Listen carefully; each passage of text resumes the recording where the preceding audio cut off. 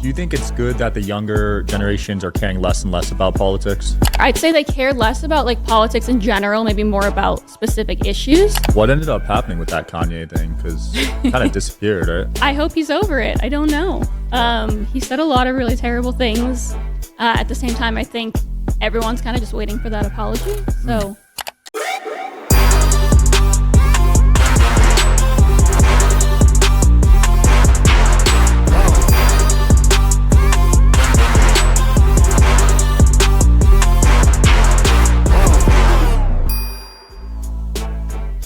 Welcome back to the show, guys. Digital Social Hour. I'm your host, as always, Sean Kelly. Got with me a great guest for you guys today, Elizabeth Pipko. How's it going? Good. Thanks for having me. Absolutely. Could you give people watching a quick bio on you? Oh, God. Yeah, I've worked in, let's say, fashion, politics, media, a bunch of other things. Wrote a few books. I'm not exactly sure what I'm known for. Unfortunately, it's like a very broad mix. People don't often get it, but it's also good because I'm actually known for more than just one viral moment, which means a lot nowadays. Nice. So, yeah. I saw you were also a model too, right? Yes, that too. I said fashion, so that kind of counts, right? Yeah. What was that like? I mean, that's a total different thing than what you're doing now. I'm still modeling. Oh, you actually. Still are? Yeah, it's obviously different now than when I started at 17, but it's a lot. I like to joke that the best way to prepare for politics was a modeling career. Mm-hmm. So that's like the worst thing you could possibly see. Like you think you've seen it all, and you go into politics. So I'd say that was a solid preparation, but I've done like a little bit of everything in like all the scariest industries you can imagine. Nice. So what made you want to get into politics? Because that's a scary, scary world. Yeah. I always say that same phrase. I'm sure you've heard it. Man makes plans, God laughs. Don't really know how it happened, like truly an accident. And it also happened at like the craziest time in American history that, at least in the last 20, 30 years. I ended up 21 in the middle of one of the craziest elections we've ever seen. Right. Did not expect it. Probably learned, I'd say, a lot more in 2-3 years than I probably could have learned in 10, 20 years in a different industry or different job. So that was really special. But It was absolutely crazy. I kind of dipped my toe in the water. Then I took a step back. Then I went back. Now I think I'm back out. But I feel like politics is the kind of thing that once you've tasted it, you kind of can't get out. Yeah. So I'm going to come back in at some point. I'm taking my time, but I'm doing things here and there. But it's truly, truly crazy. Like nothing prepares you for that world. Yeah, I feel like once you go down that rabbit hole, it's tough. Yeah, you can't get out. I try to not jump in at all, but now I envy you. Well, now I kind of have to with the podcast. And it's because the only thing anyone ever wants to talk about. Yeah, and it gets a lot of views. I don't know why. That's for sure. People love debating politics, no matter what the post is. Or the topic being Donald Trump. Yeah. It's just that. They find a way to tie it in. Speaking of Trump, what was it like kind of working with him, and what did you learn from him? Geez. I'd say the biggest thing I learned is that nothing is as it seems, because the people that like I love and trust and people I really, really respect would have a very different opinion of the man that I knew or know in person. So I'd say just knowing how scary reality can be compared to like people's opinions, perceptions based on what they read or see or hear from others. Never believe anything unless you've seen it or heard it with your own eyes was like a very solid lesson to learn. Not just from him, but like from being around him. Yeah. But I mean, from him, just probably never to give up. I think that's kind of what he's known for. And I think whether you love him or hate him, you can probably learn a lot from that. Yeah. Yeah, because you were probably hearing all sorts of stuff about him, and you kind of had to just soak it in and think if this is true or not, and it's kind of weird, right? To this day, like I'll tell people, I don't blame you for hating him, because if I was on the outside reading everything I was reading, seeing what I was seeing, like I might hate him too. Like I get it. The things that are said about him are so polar opposites sometimes from like what you actually experience. It's hard to imagine like these two alternate universes happening at once, but truly I understand, because people have made it so easy to despise him and to make like that your entire personality, that I understand where people are coming from. Yeah, everyone I know that has actually dealt with him in person speaks very highly of him. Yeah, it's kind of hard. He has that like X factor political thing. I think Barack Obama has it. You can say like a Bernie Sanders has it. He's just kind of like the light of every room, and you like gravitate towards him. He can fill an arena like nobody else, and I feel like that's something really special. Yeah. Whether you love him or hate him, like he has like an aura about him. Absolutely. So being a woman in politics, what was that like? Did you have any interesting encounters? Let's put, I don't even know how to say it. Yes. I like interesting encounter. That's how I'm going to start. Okay. Talking about it. I've had some really good and really, really bad experiences. Again, like I said, the modeling world prepared me for that. Yeah. Shout out to today's sponsor, Rocket Money. Guys, you ever feel like money's just flying out of your account? Well, this app might be able to help you because there's something called subscriptions that are eating at your bank account every single month. And there's apps you don't know about. Delivery apps, streaming services, you name it. You're probably getting charged a monthly fee by a lot of companies and you don't even know. You can see all your subscriptions in one place on the Rocket Money app, and you can cancel all the unwanted subscriptions with one tap. They'll even try to get you a refund for the last couple of months and negotiate your bills to be even lower by up to 20%. All you got to do is take a picture of your bill, and Rocket Money takes care of the rest. Rocket Money is a personal finance app that basically finds and cancels unwanted subscriptions. They help you monitor your spending, and they help you lower your bills. Rocket Money has been a great experience for me personally. They've saved me money, hundreds of dollars on bills. They were able to go through all of my credit cards, all of my bank statements, see what I was paying for on a monthly basis. And I found a ton of stuff that I don't even use, honestly. I had an Xbox Game Pass that was being charged monthly. I don't even play games. That one was years old, and they also lowered some of my bills. My phone bill and my Wi-Fi bill were pretty high. They were over $150 a month, and they were able to cut down on those prices. So all in all, shout out to Rocket Money, great product. So stop wasting money on things you don't use. Cancel your unwanted subscriptions by going to rocketmoney.com/DSH. That's rocketmoney.com/DSH. Link will be in the description below. Because the way that women are looked at or treated obviously kind of relates, unfortunately. Like, you can kind of see the similarities. I can't say I ever walked into a room and felt like I wasn't being judged right off the bat, even before opening my mouth. I don't know if that's solely politics. That probably happens to me in every single room. But politics, it's kind of like the old boys club. Like, it's very hard, especially as a woman in your 20s. And I almost don't blame them. I mean, when I got into politics, somehow, again, don't know how it happened. I didn't even have a college degree. I was 21. So I think you can imagine, like, the judgment there. But no, I'd say there's really not an advantage to being a woman in any big industry unless you really, really are confident in yourself and know how to, like, navigate everything that's going to be thrown your way, because it's going to be a lot. Interesting. Do you think it's good that the younger generations are caring less and less about politics? Do you think they're caring less? I feel like they're not voting as much, right? I think they are. I'd say they care less about, like, politics in general, maybe more about specific issues. Yeah. Both sides really, really rally around getting young people to the polls. I think they rely on them, and I think they know that young people now with social media also, you can't really escape issues. Like, it's always thrown at you, telling you you're right or wrong about an issue. You see, like, celebrities left and right have to, like, say they're for or against a certain politician. So I think it's always thrown at young people. I don't think that's a good thing at all. I love the fact that, looking back, when I was, 12, 13 years old, I definitely could not name a single, like, cabinet member, for example. And nowadays, like, young people know everything. They almost like have to pick Republican or Democrat before they, like, graduate high school, which is crazy. So I'd say it's good that young people care about issues. It's good to get involved. It's good because, I mean, tech is expanding, like, everything is growing, and young people are at the forefront of that. So we need young people. At the same time, I wish people would kind of calm down, because politics is not everything, and you're going to evolve so many times in your life that making a decision and, like, aligning with a political party, even at 25, 30 years old, is a little silly. No, for real. Like, it ruined a lot of family dynamics, especially with the Trump stuff. Like, I saw it. It was crazy. Yeah, it's happened to me, my friends. I mean, it's everywhere, and it's like, it doesn't stop. Like, I feel like I thought kind of opened people's eyes to the fact that we literally have one life. People around us could die at any moment. Yeah. And instead, I think people got more polarized than ever. Yeah, because everyone was inside just getting brainwashed by the media. So I guess it worked for them. Yeah. What do you think of, like, the duopoly system, like, in general? Like, do you think it's outdated? Republicans, Democrats, do you like the system still? I don't like this. I don't know if anyone likes it. I think there's, like, an argument to be made for the fact that America's super young. Our political system is probably better than a lot of countries out there. At the same time, I don't think having a two-party system, like I said, is the healthiest thing for young people. I think if you lined up 10 people outside right now and showed them, like, 10 bullet points for each party's platform, no one's going to agree with all 10, and they shouldn't. So I think that part is wrong. At the same time, we've done a very good job at encouraging people, I think, to go against the two-party system, and both parties don't like it, but it happens a lot now, more and more, and I think that's really good. I think there's a Mark Twain quote, because we have the best government money could buy. And I think that's the best way to put it. It's a little cynical, but truly that's where we're at, I think, right now.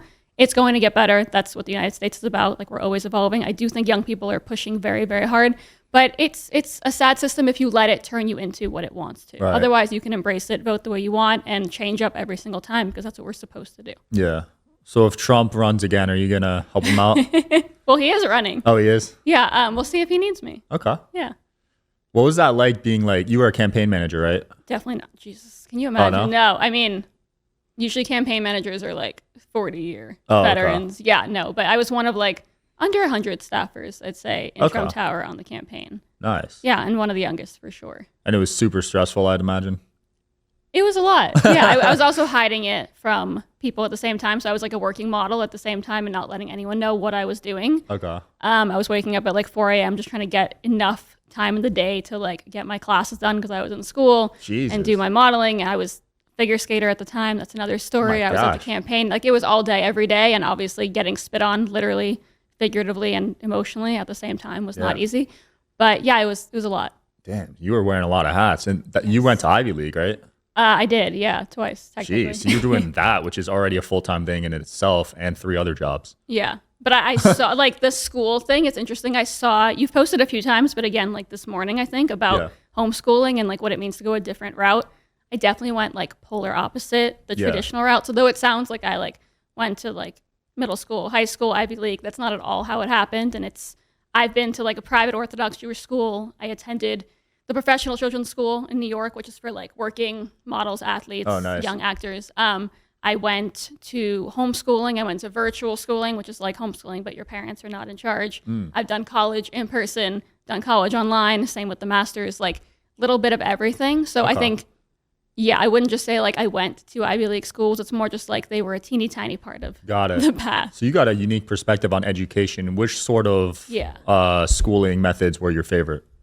I mean, I loved being, I don't want to say homeschooled, I'd say virtual schooled. It's like homeschooling, but your parents are not involved. You know, you have an entire school system. Everything is, virtual. My parents made sure I submitted my assignments because my teachers would call them if I didn't. But that was kind of it. I'd say I only liked it as much as I did because I had truly the greatest parents in the world who, instead of kind of backing off because I had someone else handling it, actually became more hands-on and were like, hey, people are going to judge you forever because you didn't go the traditional route. So you have to prove to them why you did that. Right. So for them, it was like, you're going to take only AP courses. You're going to do, if I got a B, like they didn't speak to me, which only happened one time. And my mom made me redo the class. Dang. Yeah. My dad was like, you're going to learn Mandarin because that's offered. In most schools, it's like very generic French, Spanish. Yeah. They were very intent on making sure I took advantage of every opportunity. And obviously it worked out. So I'd say never, ever, ever go the traditional route just because it's comfortable. Yeah. But still work your butt off to prove why you're doing what you're doing. Oh, I love that. So you speak Mandarin? I can understand plenty. You don't want to hear me speak. Okay. But I also speak Russian and Hebrew. So it's a good mix. Yeah. What about Spanish? I don't speak Spanish. Okay. I'm learning Spanish right now. How is that? It's good. I should be fluent by the end of the year. Okay. Yeah. Good. Duolingo and then watching videos. Yeah. Maybe I'll start and I'll beat you there. Nah, I got a head start on you. Okay. So you started a movement called Lest People Forget? Yeah, I mean, it's a platform, I guess, hopefully a movement too. Yeah.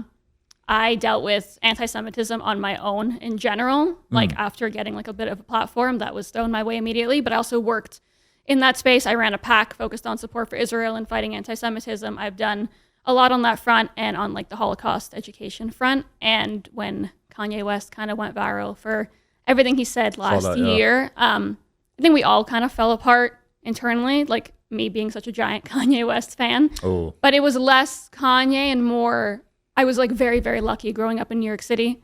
So I didn't understand what it was like in other parts of the country. I didn't know that there were people who didn't really have the same opportunities I did to like learn everything that they could and have like the biggest amount of diversity of thought and people and race, religion, everything around you. Like it's very different in other places. And I remember during the Kanye situation, I was in Florida, met some girls at a gym who I knew who were like 16, 17 years old who asked me very basic questions about the Holocaust because they didn't know what was going on. So I was like, okay, something has to be done. Lest People Forget is basically a digital Holocaust museum. You've seen them before. A lot of people run them and they do amazing work. But in my head, I wanted to take it a step further. So when you go on the platform, you can also follow the very basic steps, I think, to preserve the materials on there. So God forbid in the future we face any kind of censorship. You just want to fight someone who happens to have the same views that Kanye had, for example, or anything else happens. We have these opportunities to save the materials forever. So the history never, ever dies. Does the story, and hopefully young people can kind of use the platform, use the opportunity to show their friends everything that they know about the Holocaust. So we don't have a lack of knowledge like we've seen lately. Nice. What ended up happening with that Kanye thing? Because it kind of disappeared, right? I hope he's over it. I don't know. Yeah. He said a lot of really terrible things. At the same time, I think everyone's kind of just waiting for that apology. So hopefully it's coming. That's crazy. So you were a huge fan. So you got rid of all your Yeezys, all your music. I only had one pair of Yeezy boots. They're still in my closet. I don't. The music is like an interesting conversation. People always ask me, "What should we do?" Yeah. I mean, it's not my business. I also like to separate the talent from the individual. I mean, we still listen to R. Kelly still plays sometimes. People listen to Michael Jackson and fight that fight. I mean, Yeah. you can't. I can't deny talent, and people love Kanye, and his music's always going to inspire for different reasons. Doesn't mean Yeah. that I can't think his statements are repulsive at the same time. Oh man, the R. Kelly stuff though. I get try so to much skip for it, this, but I still listen to R. I Kelly. know the music is so catchy. It's phenomenal. I know. I just can't stop thinking about it whenever it pops up though. Yeah, I've done a good job. I don't know. I can separate the two. Maybe that's something's wrong with me, but You're I just good I at can't separating, stop. I guess. Right? That's so you, what it is. you must be good at forgiving people. No. Oh, you're not? Mm-mm. So you hold grudges? Yes, I do. Till death. What about separating like personal and business and stuff like that? I mean, if there's a reason someone did it and I need them for business and they're not someone that actually hurt me because, we're close, then they can do whatever they want to me. But if I've given someone any part of me and they've given me, the opposite in return, we are done for life. So Trump taught you that. Yeah, he's very big on that. Yeah, he does that stuff Oh, yeah. for years. Yeah. I saw you went on Valuetainment. I did, yeah. Yeah, what was that like? That's a huge podcast. It is. It was interesting. I think we were talking about this before. Like, you can't really avoid politics. So seeing someone like Patrick Bet-David, who built this giant empire, focus that heavily on politics was interesting to me. I didn't know like how political his specific show had gotten. So I thought that was interesting. Like, people really have to kind of choose either shy away from it and keep your audience that way, or lean heavily into it and hope to gain a bigger audience that way. So I thought it was interesting that he, hedged his bets in the other direction. And I mean, he goes hardcore. He has people on both sides of the aisle on, which is great. He's, I think, leans right at this Definitely. point. That's me being nice. Yeah. I mean, I don't blame anyone. Like, everyone has their own opinion. And I think the more people are not afraid to share it, no matter what side you're on, it hopefully inspires people who are kind of scared right now to speak their mind. So. Yeah, I'm trying to find that balance right now. I mean, I just had on Marianne Williamson. Cool. And then RFK is going to be coming on. Okay. But I like to have both sides on. Yeah, and you should. Yeah. And I don't understand people that don't support that. Yeah, most people don't. It's very strange. I think it is because you want to hear both sides. You don't want to Yeah. just form an opinion off one conversation. Right. I mean, I want to hear both sides. So I don't. Sure. It's weird. It's like people, maybe that's where the homeschooling comes in. You Yeah. kind of have to be taught to think and understand that there is more perspectives out there than just what your teacher in that course taught you. Yeah. So maybe that's the non-traditional schooling route kind of coming back in for me. Yeah. Hopefully. Is it true people message you some nasty stuff? Oh, yeah. I saw on one podcast you said people send you swastikas. They have. Yeah. That's crazy. The Holocaust denial is worse than the swastikas. Like, I can handle deleting a message with a swastika, but for some reason, like, my brain forces me to read nasty messages. Like, I can't help myself sometimes. And when people explain to me why they know for a fact the Holocaust didn't happen, those are the worst ones. I can handle the swastikas, although I wish they weren't happening. But yeah, the anti-Semitic ones are really bad. Obviously, we all get you're ugly, you're short, you're tall, fat, thin. But the anti-Semitism was genuinely shocking to me. How can people believe that? You think they're just trolling? Like, there's no way they actually believe it. I mean, I hope they're trolling, but no, I know a lot of people that, I mean, they put effort into proving that the Holocaust didn't happen. I just can't see that. There's so much evidence. Yeah, which is why I appreciate you. But yeah, there's some folks out there that are actually, I mean, they get airtime. Like, people, I think nowadays, whatever it takes to go viral, people kind of allow on their platforms, which is kind of disturbing. But yeah, people say a lot of crazy things. Wow. Yeah. Man. So what are you working on now? Because you said you're out of the political space, right, for now? Yeah, I mean, it's a little bit of everything. I think I'm out of the space in terms of like actually endorsing a candidate, working for his or her campaign. But I mean, I do radio and TV and I'm talking about it all the time. Like you said, we literally can't escape that topic. You know? So you got your own show? I do not have my own show. I'm going on everyone else's shows. I don't really want my own. I don't know why. I don't want to hear myself talk all day. I think that's what it is. See, that I used to feel that way, but I noticed everyone doesn't like to hear themselves talk. Really? So it's like a weird thing. Okay, maybe you have better people in your life because the people I know really, really, really love to hear themselves talk. Really? Oh, yeah. Oh, everyone I talk to says they hate it, even all my guests. You need to introduce me to the people that you know. Yeah, I've never met someone that loves their voice. I'm trying to think. I think it's more like loves their opinion and loves, Okay. hearing themselves out loud. Yeah. No, something about hearing myself talk though is like I get like Yeah, shivers. it's hard to get used to. Yeah. But no, I think you'd crush it. You got to Thank consider you. it. Where are you based? Between Florida and New York. Yeah, Miami or New York would be great markets for Yeah, it. no, there's a lot of opportunity. I think it's just, I'm trying to see what direction the world is going in. And I think no one can figure it out. Yeah. I just finished school. I just finished graduate school early this summer. What'd you major in? NGO, nonprofit leadership. Damn. Yeah. So I was very, very focused on that. I wanted to finish my master's in under a year. So I just spent like 10 hours a day studying. So kind of escaping that back to reality, trying to like figure out what to do. Like there's so many opportunities out there, but you don't want to do the wrong ones. Yeah. So I'm testing the waters. Nice. You're like one of my few guests that have graduated college and let alone get a master's. I think you might be the only Is one. that good or bad? No, it's interesting. Okay, good. Yeah, because most people drop out. Well, I'm friends with a lot of entrepreneurs. Yeah, they so a lot do. of them end up dropping out. Yeah. But what do you want to do with your degree, like with the nonprofit stuff? I mean, I had my own nonprofit. I've done volunteer work literally forever. Everyone has big dreams and people laugh when I say it. My dream is literally to end homelessness in my lifetime. I don't know how that's going to happen, but it's always been my dream to run like a really big, nonprofit fighting homelessness. I think in general, I've enjoyed the actual volunteer side more, like being behind the scenes on like the fundraising front. Like those things are so horrible compared to actually like handing out meals or care packages or Christmas gifts or so many things. So I'm gonna have to find like the balance between actually running a nonprofit and doing the work on the ground, which is the more special part. Yeah. But I've always been involved with nonprofits since I was like 17. So I just knew that was where I was gonna like head in the future. It's just trying to find like a solid balance. The homelessness stuff is interesting to me because I always see this stuff on social media where it's like if the richest people in the world gave everyone like 20K or whatever, it wouldn't even affect them. I mean, every time I spend money on anything, I'm like, why am I doing this when I could just...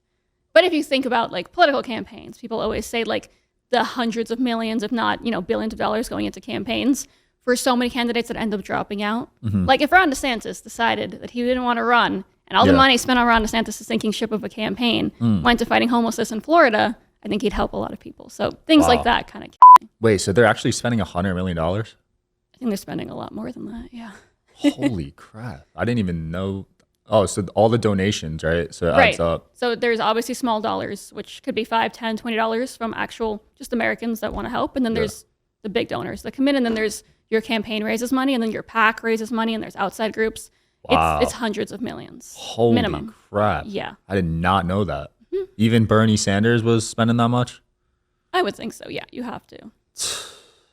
Yeah, Wow. he might have been getting it more from small dollars. Like I think a lot of people like Bernie, much like Trump, much like Barack Obama, they truly have the support of the American people. Then there's candidates like Ron DeSantis who have the support of kind of like a few very, very high profile, very wealthy, large dollar donors. And that's very different. Yeah, I know you're outside the space now, but who do you see winning the next election? I don't want to predict. It's always so embarrassing. I don't know why people do it. Like, You think it's embarrassing? The amount of people that will just risk it all and sit on TV and say this is what's about to happen, I think is crazy. How they didn't learn in 2016. Like I watched the entire world predict Hillary Clinton was about to be president. Right. How they didn't learn from that, like not to bring him up again, but people told me like 2 months ago, Ron DeSantis was the next president of the United States. And right now there's probably nothing more embarrassing than working for like his sinking ship of a campaign. Oh, really? I haven't been keeping up with it. Good. Don't bother. But that's the problem. So I feel like I'm going to say nothing. Okay. So I don't have an embarrassing clip go viral when whatever happens, That's happens. smart. Yeah, but I will say it looks like it will be Donald Trump versus Joe Biden. And whether you love Donald Trump or hate him, you really, really, really cannot underestimate him. Like what he did to the machine behind Hillary Clinton, what he did just to the Republican Party alone that still can't figure out how to deal with him. Yeah. That is not a small feat. So I would never underestimate him, indictments or not. Yeah, they're trying to lock him up. Yes, they are. Sucks. They really Isn't he are. locked up right now, actually? No. Oh, he's no. not? He's never Oh. been actually locked Oh, up. okay. Like he goes in for an arraignment and he gets out like 2 hours later. What are they trying to get him for right now? I saw like a week ago or something. So there's 4. There's 4?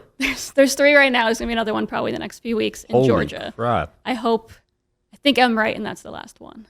So why is there that many at the same time? That's how much it takes to stop a candidate that popular. I don't know. It's a lot. Damn. Yeah. Well, I guess what do you want to end off with? Anything you're trying to promote? Not really. I'm just being a decent person, I think. It's a good not message. not enough people Yeah. try to promote that. Yeah. Yeah, be a good person, guys. Yeah, it's Please. not that hard. It's Like, not it's that really hard. not hard. Yeah, just No. be around good people, and usually that helps. Yeah, true. Or it's almost less important to be around good people and more important to get rid of bad people. Yeah. Yeah. Where can people find you? You can find me at Elizabeth Pipko on, I want to say, Instagram, Twitter, and any other platforms I'm forgetting right now. All right. Thanks for coming on. Yeah, thank you. Yeah, thanks for watching, guys, and I'll see you next time.